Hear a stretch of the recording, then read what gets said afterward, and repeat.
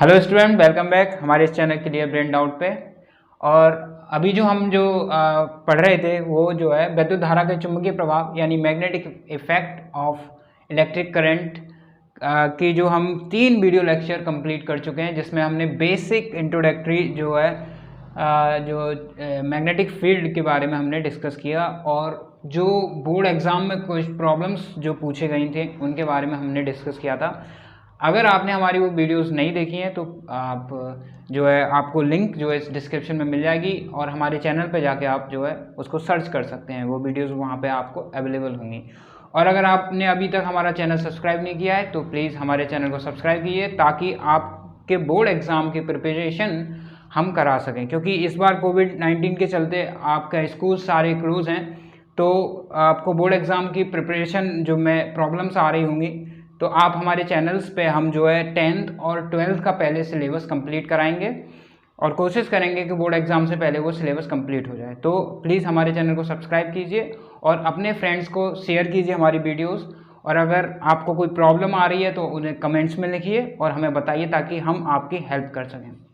Okay, तो आज की वीडियो में स्टार्ट करते हैं। तो ये हमारी वीडियोस जो मैग्नेटिक इफेक्ट है उसका जो लास्ट पार्ट चल रहा है, इसमें हम जो लास्ट टॉपिक है हमारा विद्युत प्रेरण यानी कि इलेक्ट्रोमैग्नेटिक इंडक्शन के बारे में पढ़ेंगे। और कभी कभी जो क्वेश्चन पूछ लिए जाते हैं कि आपके बोर्ड एग्जाम में ही 4-4 नंबर के क्वेश्चंस पूछ लिए जाते हैं कि डिस्क धारा क्या है और प्रत्यावर्ती धारा क्या है, इन दोनों में अंतर बताइए। यानी कि डायरेक्ट करंट, डीसी करंट और एसी करंट में जो है डिफरेंस पूछ लिया जाता है, तो उस पर हम बताएंगे ताकि आप उन्हें एग्जाम में लिख पाएँ। और फिर जो बड़े जो प्रॉब्लम्स होती हैं, जो 10-10 नंबर के क्वेश्चंस होते हैं, उनमें विद्युत मोटर या विद्युत जनरेटर यानी कि इलेक्ट्रिक मोटर या इलेक्ट्रिक जनरेटर पर सवाल आपका आना ही है इस चैप्टर से, और ये आता है। ठीक है, तो इसके बारे में पढ़ेंगे। इसकी जो जिस तरीके से वर्क करता है, इसमें क्या क्या कंपोनेंट होते हैं, हम पढ़ेंगे उनके बारे में। तो ये सब चीज़ें जो हम पढ़ने वाले हैं। ओके, तो सबसे पहले हम बात करते हैं विद्युत चुम्बकीय प्रेरण की। तो अभी तक के हमने जो चैप्टर में पढ़ा था कि अगर किसी धारावाही चालक में अगर करंट फ्लो हो रहा हो तो वो क्या करता है, एक मैग्नेटिक फील्ड जनरेट करता है। ठीक है, और अगर कोई भी धारावाही जो है किसी मैग्नेटिक फील्ड में, पहले तो अगर उसमें करंट फ्लो कर रहा है तो वो मैग्नेटिक फील्ड प्रोड्यूस करेगा। साथ ही साथ हमने ये भी पढ़ा था कि अगर वो किसी मैग्नेटिक फील्ड में लेके आया जाता है, किसी धारावाही को अगर किसी मैग्नेटिक फील्ड में लेके आए हम, तो उस पर क्या लगता है, एक बल लगता है, उसको जो हम चुंबकीय बल कहते हैं। और उसका वैल्यू भी हमने निकाली थी, जो F = IBL करके आती है। ठीक है, तो जो लास्ट वीडियो जो हम डिस्कस कर चुके हैं, तो उस पर जो है बल लगता है। तो उसी तरीके से मान लीजिए हमारे पास एक कुंडली है, परिनालिका है या सोलेनोइड है। ठीक है, इस तरीके से हम देखते हैं कि उनमें क्या करते हैं कि हम जो है तार से उनको लपेट देते हैं, ताकि वो एक मैग्नेटिक फील्ड क्या करे, प्रोड्यूस करे, चुंबकीय क्षेत्र प्रोड्यूस करें। वो इस तरीके से करंट फ्लो हो रहा है, इस तरीके से निकल रहा है। तो हमें मालूम है कि ये एक जो है सोलेनोइडल है या कोई कुंडली है, इसके द्वारा कोई भी मैग्नेटिक फील्ड लाइन्स भी हमने बनाई थी और इनके द्वारा एक मैग्नेटिक फील्ड होगा। ठीक है, तो आप क्या कीजिए, आप ऐसे कुंडली को जोड़े रखिए, बट इसको किसी सर्किट से यानी कि एक्सटर्नल बैटरी से मत जोड़िए। तो यानी कि इसमें आप कोई करंट फ्लो नहीं हो रही है। ठीक है, मान लीजिए आप इसे करंट फ्लो नहीं करा रहे हैं, आप क्या करते हैं, आप इसको एक गैल्वेनोमीटर से जोड़ देते हैं। किससे? गैल्वेनोमीटर एक आपका, जैसे हमने वोल्ट मीटर और अमीटर पढ़ा था, उसी तरीके से गैल्वेनोमीटर होता है, जो कि जो है आपको किसी सर्किट में जो है करंट है या नहीं है उसके बारे में बताता है। इसमें दोनों तरफ फ्लक्चुएशन, इसमें जो है इस तरीके से सुई होती है, वो इधर भी जा सकती है और इस तरफ भी जा सकती है, दोनों तरफ, जीरो से इधर। तो ये गैल्वेनोमीटर होता है जो ये बताता है कि किसी सर्किट में करंट फ्लो हो रही है या नहीं। ठीक है, तो हमने एक गैल्वेनोमीटर लगा दिया है। ठीक है, अभी इसमें कोई करंट फ्लो नहीं हो रही है, उसकी जो सुई होगी वो जीरो पे होगी। ठीक है, अब मान लीजिए आप इसमें क्या लाते हैं, उसके पास में एक जो है मैग्नेट की छड़ लेके आते हैं। क्या लेके आते हैं? मैग्नेट की छड़। इसका मान लीजिए कोई नॉर्थ पोल है या साउथ पोल है, तो आप क्या करते हैं, इसके पास में इस मैग्नेटिक की छड़ को लेके आते हैं। तो जब आप ये एक्सपेरिमेंट करेंगे, किसी मैग्नेट को किसी धारावाही जो लूप बना हुआ है, क्लोज लूप, जिसमें अभी करंट नहीं फ्लो हो रही है, उसमें गैल्वेनोमीटर लगा हुआ है, उसके पास में लेके आते हैं, तो क्या करें, आप देखेंगे इस गैल्वेनोमीटर में फ्लक्चुएशन होता है। यानी कि या तो सुई जो है इस तरफ जाएगी या सुई जो है इस तरफ जाएगी। ठीक है, तो इसमें क्या होता है, विक्षेपण होता है। फ्लक्चुएशन मींस विक्षेपण, तो इसमें क्या होता है, विक्षेपण होता है गैल्वेनोमीटर में। तो ये विक्षेपण ये शो करता है, ये बतलाता है हमें कि इसमें जो सर्किट है हमारा, इसमें क्या हुई, धारा प्रवाहित हुई, यानी कि वैद्युत धारा प्रवाहित हुई। और वो वैद्युत धारा किसकी वजह से प्रवाहित हो रही है, इस चुंबक को इसके पास में लाने से। और ऐसा ही नहीं कि अगर इस चुंबक को पास में लाएंगे, अगर इसको दूर भी ले जाते हैं आप, वापस पास में लाके अगर दूर भी ले जाते हैं, तो मान लीजिए अगर पहले जो है जो विक्षेपण हुआ था वो इस दिशा में हुआ था, पास में लाने पे इस दिशा में हुआ था, तो दूर ले जाने पे जो है उसके अपोजिट दिशा में विक्षेपण होगा। अब सुई जो है इस तरफ जाएगी, ठीक है। तो अगर आप दूर ले जाएं या पास में लेके आएं, तो दोनों केसों में क्या होगा कि हमारे सर्किट में जो है वैद्युत धारा प्रवाहित होगी। और इसी प्रोसेस को, इसी प्रभाव को किसी चुंबक के द्वारा किसी क्लोज लूप में वैद्युत धारा के उत्पन्न होने के प्रभाव को ही हम चुंबकीय प्रेरण कहते हैं, मैग्नेटिक इंडक्शन। अगर आपसे डेफिनेशन पूछी जाए तो आप तुरंत बताइए कि किसी चुंबक के द्वारा किसी क्लोज सर्किट में, किसी क्लोज परिपथ में एक वैद्युत धारा के प्रवाहित होने के प्रभाव को ही हम जो है चुंबकीय प्रेरण या मैग्नेटिक इंडक्शन कहते हैं, ठीक है। तो ये किसकी वजह से हो रहा है कि इसमें क्या होता है, आपको मालूम है कि किसी वैद्युत चुंबक में जो है उसकी चुंबकीय क्षेत्र रेखाएं होती हैं, और तो चुंबकीय क्षेत्र रेखाएं क्या होंगी, इसमें जैसे गुजरेंगी, भाई इसको पास लेके आएंगे तो चुंबकीय क्षेत्र रेखा क्या होंगी, इनकी चुंबकीय क्षेत्र रेखाओं की गुजरने की संख्या में क्या होगा, परिवर्तन होगा। क्योंकि आपको मालूम है कि किसी चुंबक के पोल जो होता है वहाँ पे चुंबकीय क्षेत्र रेखाएं ज़्यादा होती हैं और उससे दूर जो चुंबकीय क्षेत्र रेखाएं कम होती हैं। तो इस परिपथ में क्या होगा, चुंबकीय क्षेत्र रेखाएं, यानी कि जो हमने फ्लक्स पढ़ा था per unit area, per unit क्षेत्रफल में फ्लक्स में परिवर्तन होता है, और फ्लक्स में परिवर्तन, चुंबकीय फ्लक्स में परिवर्तन होने की वजह से इसमें एक वैद्युत धारा जो है प्रवाहित हो जाती है। और इसी इफेक्ट को या इसी चीज़ को हम जो है चुंबकीय प्रेरण कहते हैं, ठीक है। अब मैंने आपको बताया कि एक इस तरफ होगी, एक इस तरफ होगी। तो इसमें कभी कभी पूछ लिया जाता है कि आपका, अगर हम इसके नॉर्थ पोल को, चुंबक के नॉर्थ पोल को अगर किसी भी सर्किट के पास में लेके आते हैं तो सर्किट का ये पोल कौन सा पोल बन जाएगा। तो कभी कभी इस तरीके की सवाल जो है आपसे पूछ लिए जाते हैं। तो इसमें क्या है, इसमें आपको ध्यान रखना है कि एक चुंबक की प्रॉपर्टी होती है, यानी कि जो चुंबकीय क्षेत्र रेखा उनकी प्रॉपर्टी होती है, यानी कि जो उनका गुण है कि जब आप किसी भी चुंबक को इस परिपथ के पास में लाते हैं तो ये परिपथ में धारा इस तरीके से प्रवाहित होती है कि ये इसकी मोशन, गति का विरोध करती है। गति का विरोध करने का मतलब क्या है कि अगर ये इधर गति कर रहा है तो इसमें धारा इस तरीके से प्रवाहित होगी कि ये इसका विरोध करे, वो कहे कि नहीं भाई मैं तुझे अपने पास नहीं आने दूंगा, ठीक है, उसकी गति का विरोध करे, यानी कि उसकी जो गति का जो है उसका विरोध करे। तो विरोध कब कर सकती है, यानी कि अगर ये नॉर्थ पोल है तो इसका मतलब है कि आपको पता है कि सेम पोल जो होते हैं चुंबक के, वो क्या करते हैं, एक दूसरे को रिपेल करते हैं, यानी प्रतिकर्षित करते हैं। कभी चुंबक के नॉर्थ पोल, उत्तरी ध्रुव कभी आपस में चिपका नहीं सकते, आप देखेंगे वो एक दूसरे को प्रतिकर्षित या रिपेल करते हैं। लेकिन जो अपोजिट पोल होते हैं वो एक दूसरे को क्या करते हैं, आकर्षित करते हैं, अट्रैक्ट करते हैं। तो इसका मतलब क्या होना चाहिए कि इसमें वैद्युत धारा इस तरीके से प्रवाहित होनी चाहिए कि यहाँ पे एक नॉर्थ पोल बनना चाहिए। क्या बनना चाहिए, नॉर्थ पोल। तभी तो नॉर्थ पोल एक दूसरे को क्या करेंगे, रिपेल करेंगे, तभी तो ये इसकी गति का क्या करेगा, विरोध करेगा, ठीक है। तो हमारे पास जो है यहाँ पे नॉर्थ पोल बनना चाहिए। और लास्ट वीडियो हमने डिस्कस किया था कि अगर साउथ पोल बनना हो तो धारा किस तरीके से प्रवाहित होगी, क्लॉकवाइज, यानी कि घड़ी की दिशा में। और अगर आपका नॉर्थ पोल बनना है तो उसमें धारा किस तरीके से प्रवाहित होगी, एंटी क्लॉकवाइज, यानी कि घड़ी की विपरीत दिशा में। हम ये लास्ट लेक्चर में पढ़ चुके हैं। तो अगर यहाँ पे नॉर्थ पोल बनाना है हमें तो यहाँ धारा किस तरीके से प्रवाहित होगी, घड़ी के विपरीत दिशा में, अपोजिट दिशा में। तो अपोजिट किस तरीके को, यो, तो धारा किस तरीके से प्रवाहित होगी, इस तरीके से हमारी धारा प्रवाहित होगी इसमें। तो इसमें फ्लक्चुएशन जो होगा वो उस पर डिपेंड करेगा। मान लीजिए अगर फ्लक्चुएशन इस तरफ हो रहा है, धारा की दिशा इस तरीके से, ठीक है, तो यहाँ पे क्या बन जाएगा इसका, नॉर्थ पोल, और यहाँ क्या बन जाएगा, साउथ पोल। तो ये हमारी क्या बन जाएगी, एक तरह की मैग्नेट बन जाएगी, ठीक है। तो यहाँ पर किस तरीके का पोल, कैसे धारा प्रवाहित होगी, इस तरीके से। तो आपको पता है ये धारा क्यों इस तरीके से प्रवाहित हो रही है, क्योंकि ये चुंबक का गुण है कि जब चुंबक किसी चुंबक को किसी धारावाही लूप के पास में लेके आते हैं तो धारावाही लूप में धारा इस तरीके से प्रवाहित होती है कि वो उसकी मोशन का जो है विरोध करती है, उसकी गति का विरोध करती है, ठीक है। अब क्या करते हैं, अब आप इसको पास में तो ले आए तो धारा इस तरीके से प्रवाहित होगी। अब क्या कर रहे हैं, आप इसको दूर लेके जा रहे हैं। अब किस तरीके से लेके जा रहे हैं, दूर लेके जा रहे हैं। तो हमारा कंसेप्ट वही रहेगा कि फिर से वो उसकी गति का विरोध करेगी।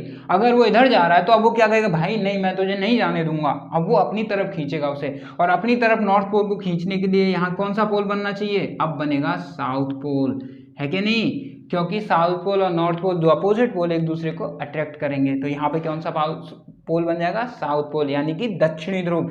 तो यहाँ पे दक्षिणी ध्रुव का हमें पता है, दक्षिणी ध्रुव में धारा किस तरीके से प्रवाहित होगी, क्लॉकवाइज। तो इसका मतलब अब धारा किस तरीके से प्रवाहित होगी, इस तरीके से। धारा अब कैसे प्रवाहित होगी, इस तरीके से। और फ्लक्चुएशन अब किस दिशा में होगा, इस दिशा में।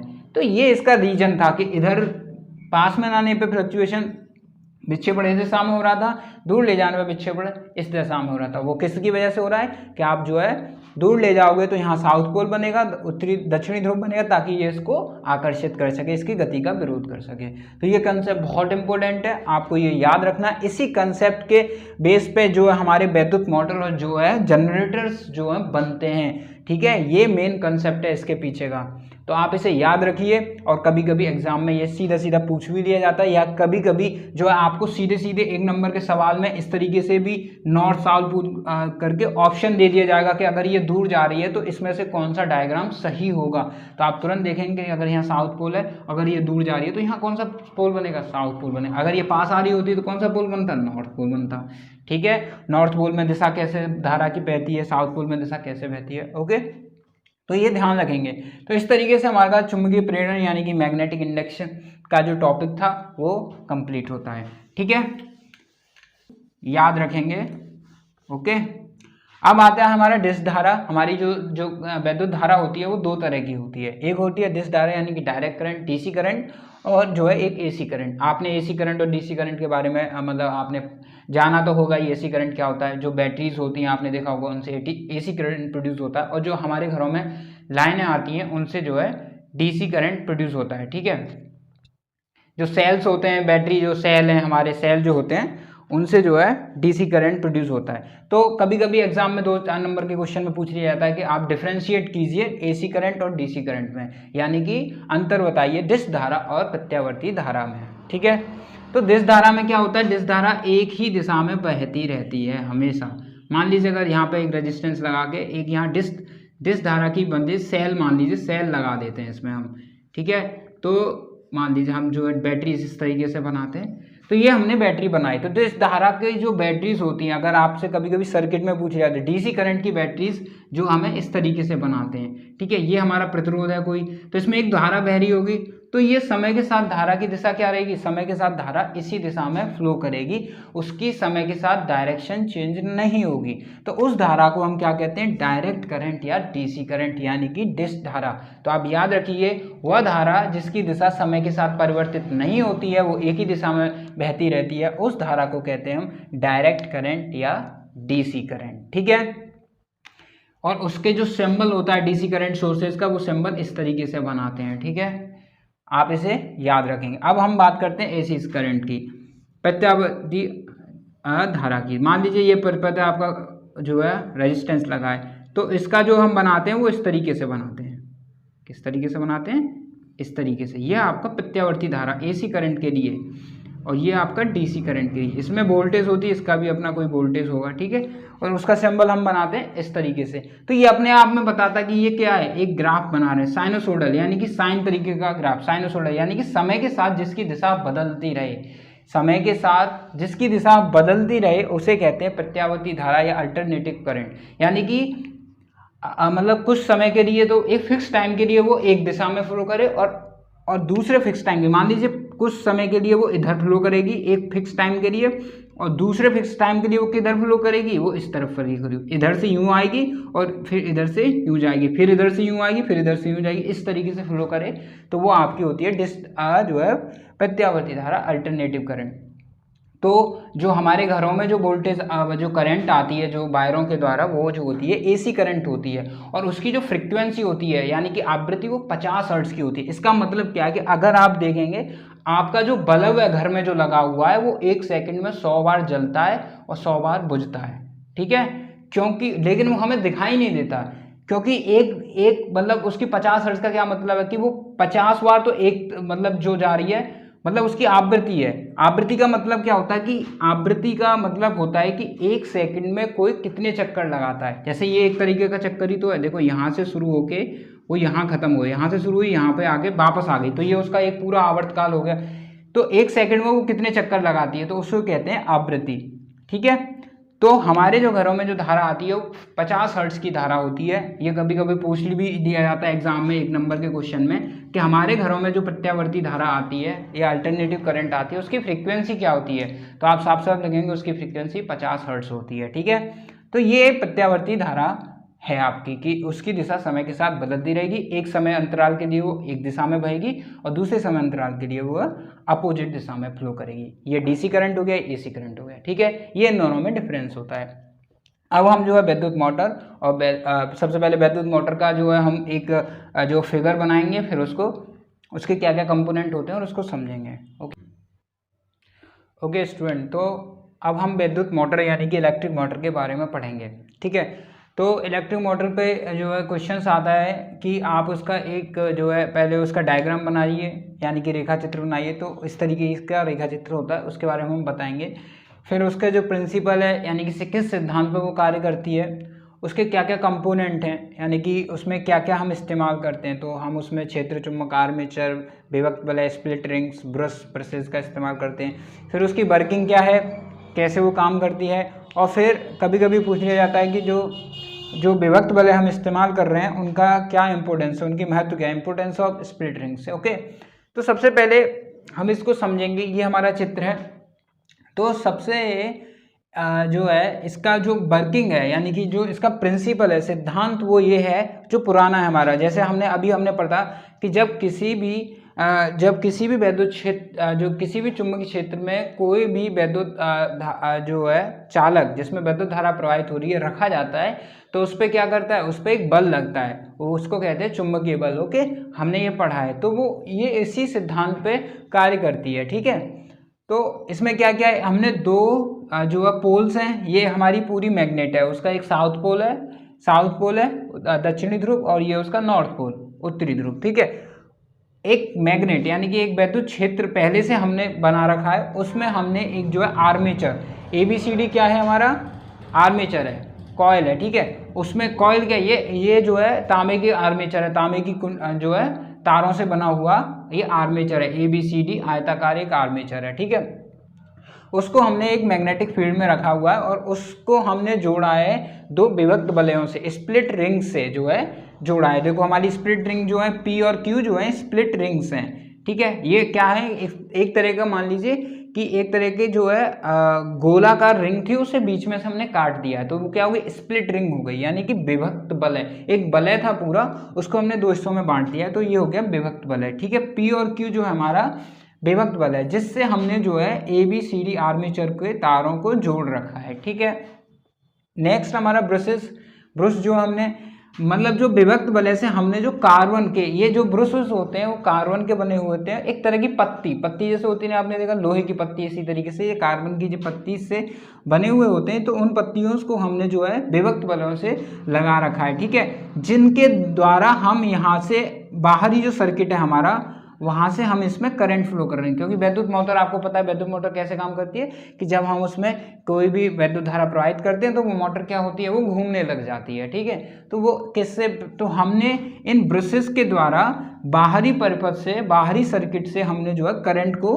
फ्लो कराया है इसमें। तो धारा किस तरीके से फ्लो होगी, धारा यूँ जाएगी, फिर इस आर्मेचर में जाएगी, इस तरीके से यूँ घूमेगी, फिर वापस यूँ आएगी, फिर इधर से दूसरे ब्रश बाई से होती हुई ये जो है वापस हमारे सर्किट में है। तो इस तरीके से हमारा ये सर्किट किसके थ्रू, ब्रशेस के द्वारा पूरा हो रहा है। तो ब्रशेस का क्या काम है, ये जो है धारा को प्रवाहित करते हैं, धारा इनके थ्रू जो है इस आर्मेचर में प्रवाहित की जाती है। ठीक है, तो अब हम इसकी वर्किंग, ये इसके कंपोनेंट्स है, तो इनके बारे में छोटा छोटा लिखना होता है कि विद्युत चुम्बक क्या, कि एक हमारे पास चुंबकीय क्षेत्र प्रोड्यूस करने के लिए या जो है मैग्नेटिक फील्ड प्रोड्यूस करने के लिए हमने एक चुम्बक लगाई है, क्षेत्र चुम्बक। फिर हमने आर्मेचर जो कि एक कॉइल्स है जो तार से बनी हुई है। ठीक है, आयताकार कॉइल है ABCD।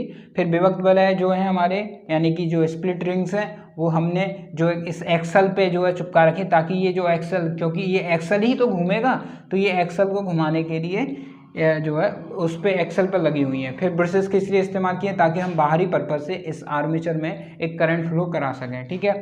तो ये हमारी इसमें जो है, अब हम वापस जो है प्रिंसिपल पर लौटते हैं। मान लीजिए अब हमारी धारा इस तरीके से प्रवाहित हो रही है और आपको पता है वैद्युत क्षेत्र किस तरीके से लगेगा, इस तरीके से वैद्युत क्षेत्र, ये इसको बी, ये तो पॉइंट है आपका, ये हमारा क्या है मैग्नेटिक फील्ड, इसको बी से ही तो लिखते हैं। तो वैद्युत क्षेत्र आपको पता है नॉर्थ पोल से साउथ पोल की ओर आ जाता है, तो इस तरीके से ये वैद्युत फील्ड लाइन्स होंगी, चुंबकीय जो रेखाएं होंगी वो किस तरीके से होंगी, वो इस तरीके से होंगी। यानी कि ये जो है ये ए और बी और सी और डी जो भुजा है, ये वाली भुजा और ये वाली भुजा, ये चुंबकीय क्षेत्र रेखाओं के कैसे है, लंबवत है, परपेंडिकुलर है, एकदम 90 डिग्री का कोण बनना है, ठीक है। तो आपको पता है, आपने पढ़ा है कि बल जब लगता है किसी चुंबकीय क्षेत्र पे, अगर चुंबकीय जो क्षेत्र में अगर आप कोई भी तार जो जिसमें धारा प्रवाहित होती है अगर उसको रखते हैं तो उस पर जो वैद्युत बल लगता है वो IBL sin थीटा लगता है, आपने पढ़ा है। L उसकी लंबाई है, मान लीजिए इसकी कोई लंबाई है फिक्स, ये एक चुंबकीय क्षेत्र में रखा है जिसकी जो मैग्नीट्यूड है या जिसका परिमाण है जो B है, और उसमें I धारा प्रवाहित हो रही है, मान लीजिए करंट जो है I प्रवाहित हो रही है इसमें, ठीक है। तो साइन थीटा, क्योंकि देखिए यहाँ तो ये क्या हो गया, ये जो बल लगेगा किस और किस पर लगेगा, ए और बी पर और सी डी पर, ए बी और सी डी पर ही, क्योंकि साइन थीटा इन दोनों लंबवत है, यानी कि ये कोण बनाएंगे 90 डिग्री का, तो साइन 90 की वैल्यू होती है 1, तो आपका जो बल लगेगा वो कितना लगेगा IBL। और आपको मैंने बताया था कि बल ये तो इसका परिमाण हो गया, साथ साथ इसकी दिशा भी होगी, वो किस तरफ लगेगा, और बल की दिशा निकालने के लिए हम कौन सा जो है थंब रूल जो है किसको इस्तेमाल करते हैं, फ्लेमिंग के बाएं हाथ के नियम का, यानी कि फ्लेमिंग्स लेफ्ट हैंड रूल्स, ठीक है।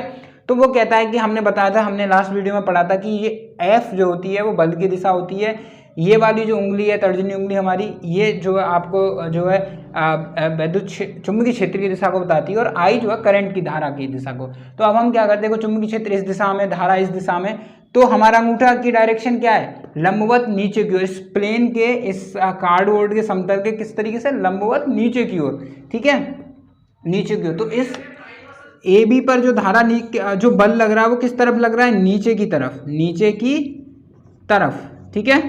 तो ये इस पर बल लग रहा है नीचे की तरफ। अब CD पे देखें, देखो B और C पे तो क्यों नहीं लगेगा, क्योंकि यहाँ साइन थीटा था, तो देखो BC पे बल क्यों नहीं लगेगा, क्योंकि B और C की जो दिशा है, धारा की दिशा क्या है, वो चुंबकीय क्षेत्र की दिशा ही है, तो साइन 0 की वैल्यू क्या होती है, 0, तो इस पर तो कोई बल लगने वाला है नहीं है, तो बल किस पे लग रहा है, इस पे और इस पे। इसी तरीके से AD पे नहीं लगेगा, क्योंकि AD पे देखिए चुंबकीय क्षेत्र की दिशा में, अपोजिट दिशा में, तो यानी कि 180 डिग्री हो जाएगा, तो 180 साइन 180 की भी वैल्यू 0 होती है। तो यहाँ पे इन दोनों भुजाओं पे ये जो है कोई बल नहीं लगेगा, जो बल लगेगा वो AB और CD पे लगेगा। तो आपने अभी पता किया फ्लेमिंग के बाएं हाथ के रूल से कि जो AB पर जो फोर्स की डायरेक्शन है वो नीचे की तरफ है, ठीक है।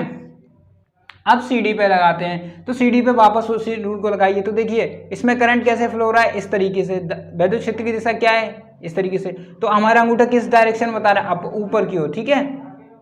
ये प्लेन के इस तरफ पे जो कार्डबोर्ड के बोर्ड के जो हमारा बोर्ड है उसके किस तरफ, ऊपर की ओर, है कि नहीं। देखिए ये हो गई हमारी वैद्युत धारा की दिशा, ये हो गई चुंबकीय क्षेत्र की दिशा, तो अंगूठा किसकी दिशा को बताता है, उस पर लगने वाले बल की दिशा को, यही तो बताता फ्लेमिंग का लेफ्ट हैंड रूल। तो हमारा किस दिशा में लग रहा है, इस तरफ, ऊपर की ओर। तो CD पर बल किस तरफ लग रहा है, ऊपर की ओर, ठीक है, ऊपर की तरफ। तो ये एक तरीके का क्या लग रहा है, ये एक बल युग्म लग रहा है, क्या लग रहा है, टॉर्क, इंग्लिश में बोलते हैं टॉर्क, ठीक है। तो बल युग्म लग रहा है, इस पे एक बल लग रहा है नीचे की तरफ, एक बल लग रहा है ऊपर की तरफ। तो मान लीजिए अगर पेन पे एक इस जो मार्कर है इस पे बल एक इस सिरा पे लगाइए नीचे की ओर, इस पे लगाइए ऊपर की ओर, और ये घूमने के लिए क्या हो, घूमने के लिए क्या है, ये एक्सल से जुड़ा हुआ है, यानी कि ये घूम तो सकता ही है। तो घूमने के लिए अगर ये इंडिपेंडेंट हो तो क्या करेगा, ये घूमना शुरू कर देगा कि नहीं। तो ये इसकी वजह से क्या होता है, ये मोटर घूमना शुरू कर देती है, क्योंकि उसकी एक भुजा पर बल लग रहा है नीचे की तरफ, एक भुजा पर बल लग रहा है ऊपर की तरफ। तो इस तरीके से, तो ये किस तरीके से घूमना शुरू करेगी, इस तरीके से ये हमारी मोटर जो है घूमना प्रारंभ कर देगी, ठीक है। तो ये इसका वर्किंग प्रिंसिपल है, ठीक है, ओके। तो इस पर किस तरीके से ये जो है काम कर रहा है, कैसे आ रहा है, तो आपको मालूम है किसी चुंबकीय क्षेत्र में कोई वैद्युत धारा जो जिसमें धारा प्रवाहित हो जाकर वो तार रखा हो तो उस पर एक बल लगता है। बल की दिशा जो फ्लेमिंग के बाएं हाथ के नियम से निकालते हैं, तो ए बी और बी सी डी पे जो बल लग रहा है, एक पे नीचे की तरफ लग रहा है, एक पे ऊपर की तरफ लग रहा है, अपोजिट बल लग रहा है, तो इसको कहते हैं बल युग्म। तो एक बल युग्म काम कर रहा है जो इसको घुमाने का कार्य कर रहा है। ओके, अब बात करते हैं कि हम जो विभक्त बल हैं वो स्प्लिट रिंग्स जो है क्यों इस्तेमाल कर रहे हैं। तो देखिए ये क्या होगा, जब एक्सल घूमेगा तो एक पार्ट जो है इनका क्या होगा, एक रोटेशन के बाद क्या होगा, आधे रोटेशन के बाद ये दोनों एक्सल आपस में क्या करेंगे, ये दोनों चेंज हो जाएंगे कि नहीं हो जाएंगे, क्योंकि ये घूम रहा है ना, तो इसको आधा जो पहले जो हिस्सा टच कर रहा था वो दूसरे वाले को टच करेगा आधे रोटेशन के बाद में, आधा घूमने के बाद में, और जो दूसरा था वो पहले को टच करेगा। तो क्या होगा, तो इस तरीके से तो इनका हम जो विभक्त बल है इसलिए इस्तेमाल कर रहे हैं ताकि धारा की दिशा सेम इसी तरीके से बनी रहे। अगर ये विभक्त बल इस्तेमाल ना किया जाता तो ये धारा क्या होती, धारा अपोजिट हो जाती, आधे रोटेशन में एक तरफ फैलती, नहीं तो दूसरे में फिर क्या हो जाती, वो यूं फ्लो करने लग जाती। तो धारा की दिशा एक तरीके से इस तरीके से रहे कि वो उसका अपना रोटेशन कंप्लीट कर ले। अगर आप इसमें विभक्त बल इस्तेमाल नहीं करेंगे तो ये आधा रोटेशन करेगा, आधा ही चक्कर लगाएगा, उसके बाद वो क्या हो जाएगा, वो रुक जाएगी मोटर। तो इसलिए विभक्त बल का इस्तेमाल इसमें इसलिए करते हैं ताकि हमारी धारा की दिशा इस तरीके से बनी रहे कि ये पूरा चक्कर लगाए। ठीक है, क्योंकि क्या हो गया, एक आधे रोटेशन के बाद ये तो इस तरफ आ जाएगा सीडी नीचे की तरफ इस तरफ, और ए बी की तरफ आ जाएगा इस तरफ, तो अब सी डी पे लगना चाहिए बल ऊपर की नीचे की ओर, जो ऊपर की ओर लग रहा था पहले, और ए बी पे बल लगना चाहिए ऊपर की ओर ताकि वो ऐसे ही रोटेट करती रहे। तो उसी के लिए धारा इस तरीके से बनी रहे इसमें ताकि ये पूरा रोटेशन कंप्लीट कर पाए, अपना पूरा घूर्णन कंप्लीट कर पाए, इसलिए हम इसमें विभक्त बल का इस्तेमाल किया जाता है। तो ये पॉइंट है पूरा वैद्युत मोटर पे जो आप 1-1.5 पेज का आसानी से लिख सकते हैं, उसका चित्र बना सकते हैं, उसके बारे में उसका वर्किंग प्रिंसिपल क्या है जो आपको मालूम है, हमने बता चुके हैं। उसके जो है ये चुंबकीय क्षेत्र चुंबक क्या है, आर्मेचर क्या है, विभक्त बल क्या है, ब्रशेस क्या है जिनके द्वारा जो इसमें करंट फ्लो हो रहा है, इसकी कार्यविधि वर्किंग विधि पूरा समझा सकते हो कि पहले धारा इस तरीके से प्रवाहित हो रही है तो ए बी पे बल जो है नीचे की ओर लग रहा है, सी डी पे बल जो है ऊपर की ओर लग रहा है, तो ये क्या होता है, बल युग्म कार्य कर रहे हैं। तो बल युग्म जब कार्य कर रहे हैं तो वो क्या करेगी, वो अपना घूमना प्रारंभ कर देगी। फिर क्या होगा कि जब सी डी दूसरी तरफ आ जाएगा, ये दोनों जो विभक्त बल हैं एक दूसरे से चेंज हो जाएंगे, तो सी डी पे अब जो बल लगना चाहिए वो नीचे की ओर लगना चाहिए, ए बी पे बल जो है ऊपर की ओर लगना चाहिए। तो इसलिए हम विभक्त बलों का इस्तेमाल कर रहे हैं ताकि इसमें धारा इस तरीके से प्रवाहित हो सके कि ये पूरा अपना कंप्लीट एक रोटेशन पूरा घूर्णन कंप्लीट कर पाए। तो ये आपका पूरी डिटेल है वैद्युत मोटर की। अगर आपको इस पर कोई कंफ्यूजन है तो आप हमें बताइए, कमेंट सेक्शन में लिखिए। अब जो हमारा जो नेक्स्ट टॉपिक है वैद्युत जनित्र, उसके बारे में पढ़ेंगे। ठीक है, ओके।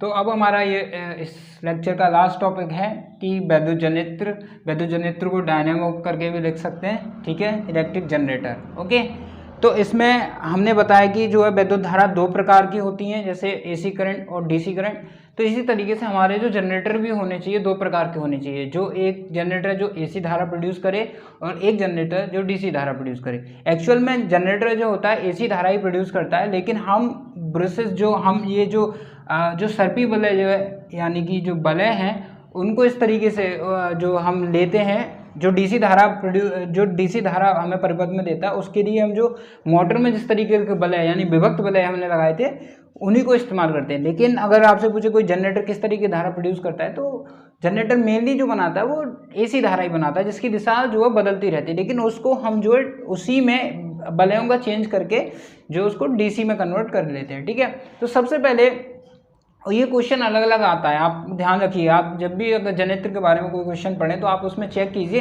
कि जो हमारा जनरेटर पूछा है वो प्रत्यावर्ती धारा यानी एसी करंट के लिए पूछा गया है या डीसी करंट के लिए पूछा गया है, क्योंकि दोनों की वर्किंग प्रोसेस और जो डायग्राम होंगे वो दोनों अलग अलग होंगे। ठीक है, तो अभी हमने जो बनाया वो प्रत्यावर्ती धारा या एसी करंट के लिए बनाया है। ठीक है, तो एसी करंट में अभी सब चीज़ सेम थी, वैद्युत क्षेत्र है, आर्मेचर है हमारा, यहाँ पे जो हमने B1 B2 जो है जो ब्रशेज हैं 2 इस्तेमाल किए, लेकिन यहाँ कुछ चेंज हुआ है, वहाँ सर्पी बलय हमने इस्तेमाल किए यानी कि रिंग्स। वहाँ क्या था कि एक मान लीजिए अगर कोई धातु का पूरा अगर एक कड़े टाइप में जैसे हम लेते हैं ना, धातु का गोला हो बना हुआ, धातु से बना हुआ, तो उसको हमने 2 हिस्सों में बांट दिया था, तो उसे विभक्त वलय कहा था हमने, स्प्लिट रिंग्स। लेकिन यहाँ पे ये पूरी पूरी रिंग्स है, एक रिंग S1 है, दूसरी रिंग S2 है, जो एक दूसरे से बिल्कुल अलग है, दोनों से आपस में कोई संबंध नहीं है, दोनों आपस में जुड़ी हुई नहीं है।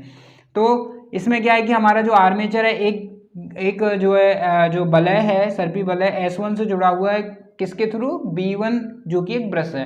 तो ब्रश किस लिए, आपने जैसे हमने मोटर में बताया था, ब्रश जो इस्तेमाल किए जाते हैं वो किस लिए किए जाते हैं कि बाहरी परिपथ में वैद्युत धारा के आगमन के लिए, ठीक है, कि उसमें से वैद्युत धारा आ जाए या उसमें चली जाए। तो ये ब्रशेस जो है कार्बन ब्रशेस इस्तेमाल किए हमने।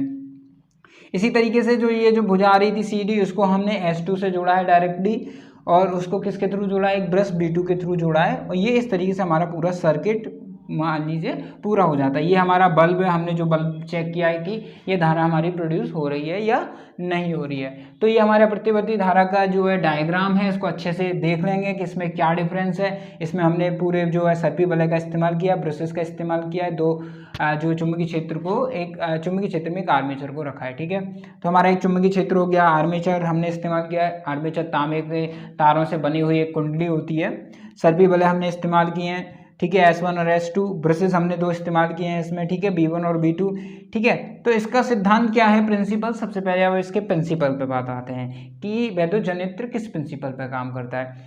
और उससे पहले मैं आपको बताऊं कि आपने जैसे अभी हमने वैद्युत जो है मोटर के बारे में पढ़ा, तो वैद्युत मोटर क्या कर रही थी कि वैद्युत मोटर में हम इलेक्ट्रिसिटी दे रहे थे तब वो घूमती थी। तो इसका क्या मतलब हुआ कि वैद्युत मोटर, आप इस पॉइंट को नोट करिए कि वैद्युत मोटर जो है जो इलेक्ट्रिक ऊर्जा को या वैद्युत ऊर्जा को यांत्रिक ऊर्जा में परिवर्तित करती है, इलेक्ट्रिक एनर्जी को मैकेनिकल एनर्जी में क्या करती है, कन्वर्ट करती है। क्योंकि आप उसे वैद्युत धारा पहले से दे रहे थे और वो क्या कर रही थी, घूर्णन कर रही थी। तो आपको पता है वैद्युत मोटर से हम क्या करते हैं, आप घरों में जितने भी आपकी वॉशिंग मशीन है, मिक्सी है, मिक्सर, ये सब वैद्युत मोटर पर काम करते हैं, ठीक है। तो वो क्या करते हैं, इलेक्ट्रिक एनर्जी को किस में कन्वर्ट करते हैं, वो मैकेनिकल एनर्जी में। तो वैद्युत धारा को किस ऊर्जा में, वैद्युत ऊर्जा को किस ऊर्जा में परिवर्तित करती है, वो जो है यांत्रिकी ऊर्जा में। तो आप ये पॉइंट 1 नंबर में कभी कभी पूछ लिया जाता है। तो लेकिन यहाँ पे क्या हो रहा है, यहाँ बिल्कुल अपोजिट हो रहा है। यहाँ क्या हो रहा है कि हम जनरेटर को क्या करते हैं, आपने देखा वो जनरेटर को आप ट्रॉलीज वगैरह से, इंजन से, या जो हमारे वो होते हैं जहाँ पे ये बनते हैं डायनेमो, जो बड़े बड़े होते हैं जिन पे पानी गिराया जाता है पानी के द्वारा, या पवन चक्की होती है, ये सब आपने ऊर्जा के स्रोत जो चैप्टर है आपका, उसमें हम पढ़ेंगे कि, तो आपको पता चलेगा कि पवन चक्की के थ्रू, तो इनको क्या किया जाता है, इस आर्मेचर को ऑलरेडी घुमाया जाता है। यानी कि अब आप क्या करते हैं, जनरेटर क्या करता है, जनरेटर यांत्रिकी ऊर्जा को विद्युत ऊर्जा में बदलता है, ठीक है, मैकेनिकल एनर्जी को इलेक्ट्रिकल एनर्जी में बदलता है। तो ये पॉइंट है, वैद्युत मोटर क्या करती है, इलेक्ट्रिकल एनर्जी को मैकेनिकल एनर्जी यानी कि विद्युत ऊर्जा को यांत्रिकी ऊर्जा में बदलती है, और वैद्युत जनरेटर जो होते हैं यांत्रिकी ऊर्जा को वैद्युत ऊर्जा में बदलते हैं, ठीक है। तो अब ये प्रत्यावर्ती धारा का जनरेटर है, ठीक है। तो इसका प्रिंसिपल ये है, हमने अभी इसी लेक्चर में देखा था कि विद्युत प्रेरण, मैंने सबसे पहला टॉपिक पढ़ाया था आपको इलेक्ट्रिकल इंडक्शन। तो उसमें बताया था कि जब कोई भी जो जिसमें क्लोज लूप है, कोई सर्किट है, उसके अंदर से अगर चुंबकीय फ्लक्स रेखाएं अगर चेंज होती हैं तो उसमें क्या प्रोड्यूस हो जाती है, एक वैद्युत धारा प्रोड्यूस हो जाती है। तो वो इसी तरीके से, मान लीजिए ये क्या है, इस तरीके से रोटेट करता है, दक्षिणावर्ती यानी कि क्लॉकवाइज ये रोटेशन कर रहा है। तो चुंबकीय क्षेत्र रेखाएं गुजर रही हैं, तो समय के साथ क्या होगा, इससे गुजरने वाली चुंबकीय क्षेत्र रेखाएं क्या होंगी, परिवर्तित होगी, क्योंकि इसका एरिया समय के साथ क्या होगा, चेंज होगा। तो आपको पता है फ्लक्स क्या होता है कि जो नंबर ऑफ चुंबकीय जो मैग्नेटिक लाइन है पर यूनिट एरिया से गुजरने वाली चुंबकीय क्षेत्र रेखाओं की संख्या को ही हम वैद्युत फ्लक्स कहते हैं, चुंबकीय फ्लक्स। तो चुंबकीय फ्लक्स क्या हो रहा है, यहाँ समय के साथ चेंज हो रहा है। तो समय के साथ जब चुंबकीय क्षेत्र चेंज हो रहा है तो यहाँ क्या प्रोड्यूस होगा, मैग्नेटिक इंडक्शन के थ्रू यहाँ क्या हो जाएगा, एक करंट प्रोड्यूस हो जाएगा। और शुरुआत में क्या होता है कि ए भी क्या होती है, अपवर्ड आती है, सी डी डाउनवर्ड जाती है, वो इस तरीके से घूम रहा है, ठीक है। तो इसमें वैद्युत धारा किस तरीके से प्रवाहित होगी, पहले जो है S2 के द्वारा B2 से इस तरीके से प्रवाहित होगी धारा, ठीक है। जो धारा प्रोड्यूस होगी वो किस तरीके से प्रोड्यूस होगी, इस तरीके से, वो ऐसे घूम रहा है, ठीक है। तो उसमें धारा, और इसको भी हम धारा कैसे प्रोड्यूस होती है, किस दिशा में प्रोड्यूस होती है, वो इलेक्ट्रिकल इंडक्शन जब पढ़ रहे थे हम इसके बारे में पढ़ चुके हैं, ठीक है। तो इसमें शुरुआत में धारा इस तरीके से प्रोड्यूस होगी, आप लिखिए उसे कि जो धारा पहले जो होगी जो है B2 जो ब्रश है उसके थ्रू सर्किट में चली जाएगी। ठीक है, अब क्या हो जाएगा कि CD जो था पहले जो नीचे था वो ऊपर आ जाएगा, AB जो है ऊपर था वो नीचे चला जाएगा। तो अगले जब जो अगला रोटेशन होगा तो उसमें क्या हो जाएगी, ये जो वैद्युत जो धारा होगी वो क्या हो जाएगी, बिल्कुल अपोजिट हो जाएगी। पहले फिर उसमें B1 से एंटर करेगी और B2 से इस तरीके से जाएगी, मतलब अगले रोटेशन में क्या होगा, धारा की दिशा क्या हो जाएगी, बदल जाएगी। अब वही इस तरीके से, और फिर क्या होगा, फिर वही सेम कंडीशन आपके पास आ जाएगी, फिर धारा किस तरीके से प्रवाहित हो जाएगी, इस तरीके से, फिर अगली कंडीशन में किस तरीके से, इस तरीके से। तो आप देख रहे हैं कि अगर आप उसे कॉन्स्टेंटली घुमाते चले जा रहे हैं तो एक फिक्स टाइम इंटरवल में उसमें धारा की दिशा क्या हो रही है, बदल रही है। और यही तो हमारी प्रत्यावर्ती धारा होती थी कि प्रत्यावर्ती धारा क्या करती है, समय के साथ परिवर्तित होती है उसकी दिशा।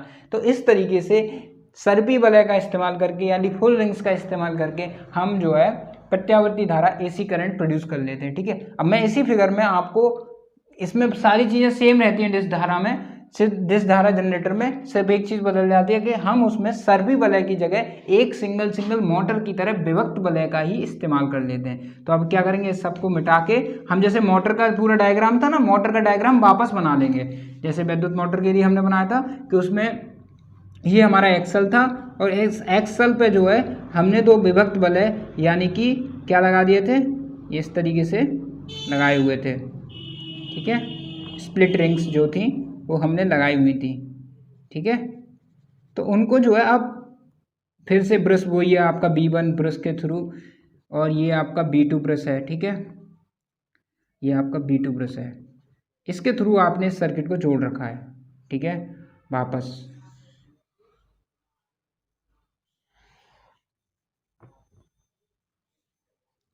ठीक है, अब ये आपका जो डायनेमो बन गया वो अब आपका ये डायनेमो हो गया DC करंट के लिए। किसके लिए हो गया, अब ये DC करंट के लिए यानी कि डिस्क धारा के लिए।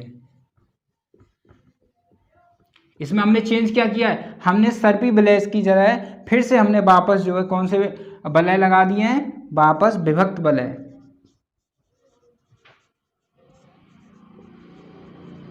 ठीक है, स्प्लिट रिंग्स का फिर से हमने इस्तेमाल किया है। तो इसमें क्या होगा कि फिर से वही होगा, यहाँ तो धारा चेंज होगी लेकिन विभक्त वलय भी समय के साथ उसी तरीके से चेंज होंगे। भाई ये विभक्त वलय इसे एक्सल पे क्या करेंगे, ये भी तो घूम रहे हैं एक्सल के साथ। तो B1 पे पहले मान लीजिए अगर ये आपका P था, ये Q था, शुरुआत में धारा इस तरीके से प्रवाहित हो रही है मान लीजिए, तो पहले B1 से जो है जो वलय था वो P टच कर रहा था, लेकिन जब ये रोटेट हो जाएगा इस तरीके से तो अब क्या होगा, Q B से प्रोड्यूस होगा। Q क्या करेगा, B से टच करेगा, P जो है किससे टच होगा, कौन से जो है इससे टच होगा, ब्रश से, B2 से। तो अब क्या हो रहा है कि इसके रोटेशन, आर्मेचर के रोटेशन के साथ साथ आपके वलय भी रोटेट कर रहे हैं, दोनों घूर्णन कर रहे हैं। तो अब दिशा क्या बनी रहेगी, दिशा सेम बनी रहेगी, प्रोड्यूस एकदम फिक्स दिशा, एक ही दिशा बनी रहेगी। यही थोड़ा सा डिफरेंस है आपके प्रत्यावर्ती धारा और डिस्क धारा जनरेटर में, कि वहाँ पे आप जो है पूरे जो है सर्पी वलय का इस्तेमाल किया था, यहाँ आपने विभक्त वलय का इस्तेमाल किया। और विभक्त वलय में आपको पता है कि ये भी क्या होंगे, समय के साथ ये एक दूसरे ब्रशेस को चेंज करेंगे। वहाँ क्या था, आपने देखा सर्पी वलय के साथ B1 अटैच था और सर्पी वलय S2 के साथ B2 अटैच था। वहाँ पे जो थे आपके जो ब्रशेस थे वो चेंज नहीं हो रहे थे बलों से, तो उनमें धारा क्या होगी, वो सर्किट में धारा बिल्कुल पहले एक दिशा में जाएगी और दूसरी बार में दूसरी दिशा में। लेकिन यहाँ पे सर्पी वलय जो ब्रशेस से जो है उसी तरीके से जो है वलय भी चेंज हो रहे हैं। अब P जो टच करेगा B2 को, अगले में Q टच करेगा B1 को, तो धारा इसी तरीके से बनी रहेगी। फिर अगले रोटेशन में P वापस B1 को टच करेगा और जो Q है फिर वापस B2 को टच करेगा, तो इसी तरीके से वो रोटेट होते रहेंगे। तो ये डिफरेंस है आपके डिस्क धारा जनरेटर और प्रत्यावर्ती धारा जनरेटर। और जो मैंने पॉइंट बताया कि जो मोटर जो है आपकी जो है इलेक्ट्रिकल एनर्जी को मैकेनिकल एनर्जी में बदलता है और जो जनरेटर है आपकी मैकेनिकल एनर्जी को इलेक्ट्रिकल एनर्जी में। तो ये एक एक नंबर के क्वेश्चंस आ जाते हैं और ये आपका बड़ा पूरा क्वेश्चंस आता है जिसमें आपसे या तो वो डिस्क धारा जनरेटर बनवा सकता है या आपसे प्रत्यावर्ती धारा जनरेटर बनवा सकता है या विद्युत मोटर की पूरी कार्यविधि आपसे पूछ सकता है। ठीक है, तो ये इन पॉइंट्स को याद रखेंगे और आपको जो कंसेप्ट आपके जो है विद्युत धारा के चुंबकीय प्रभाव के अगर कंसेप्ट आपको क्लियर करने तो आप हमारे पुरानी वीडियोस को, लेक्चर्स को आप देखेंगे और अपने फ्रेंड्स को शेयर करेंगे। Okay, thank you.